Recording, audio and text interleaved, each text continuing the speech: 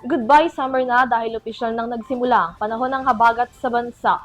Kaya naman habang maaga pa pinaalalahanan na ang publiko na ihanda na ang mga tahanan, ang mga payong at kapote ngayong nagbabadya na ang panahon ng tag-ulan. Aling mga lugar ang apektado ng habagat, alamin sa report na ito. Opisyal nang idineklara ng National Weather Bureau na Philippine Atmospheric, Geophysical and Astronomical Services Administration o PAGASA ang pagsisimula ng Southwest Monsoon o ang habagat season nitong ika-30 ng Mayo. Ayon sa mga nakalipas na weather analysis ng PAGASA, nakita ang pag-iral ng mababang level ng southwesterly winds sa Luzon, gayon din ang paghina ng easterlies o mga hanging umiihip mula sa silangan, pakanluran ng Pilipinas. At ngayong tuluyan nang nagsimula ang panahon ng habagat, asahan na rin na malapit na rin magsimula ang panahon ng tag-ulan sa susunod na 2 linggo. Bunsod ng habagat, asahan na ang minsanan hanggang madalas na mga pag-ulan at mga thunderstorms, partikular na sa mga lugar na nasa kanlurang bahagi ng bansa.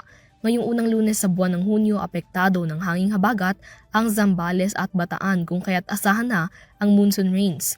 Hanging habagat din na makaapekto sa Metro Manila, Ilocos Region, Cordillera Administrative Region o CAR, maging sa nalalabing bahagi ng Central Luzon at ng Batanes. Ang lagay ng panahong ito ay magdadala ng maulap na kalangitan na may kasamang kalat-kalat na mga pag-ulan at thunderstorms sa mga nasabing lugar. Apektado rin ng habagat ang nalalabi pang bahagi ng Luzon kung saan asahan na ang bahagyang maulap hanggang maulap na mga kalangitan na may kasamang isolated rain showers o thunderstorms. Samantala, ganito rin ang magiging weather conditions sa Visayas at Mindanao Region dala naman ng localized thunderstorms. Dahil sa pag-iral ng habagat, iba yung paghahanda at pag-iingat ang abiso sa publiko, lalo na at posibleng magkaroon ng mga baha at mga pagguho ng lupa bunsod ng katamtaman hanggang malalakas na mga pag-ulan sa bansa. Sa kasalukuyan, wala pang namomonitor ang PAGASA na low pressure area o namumuong sama ng panahon sa loob at labas ng Philippine Area of Responsibility.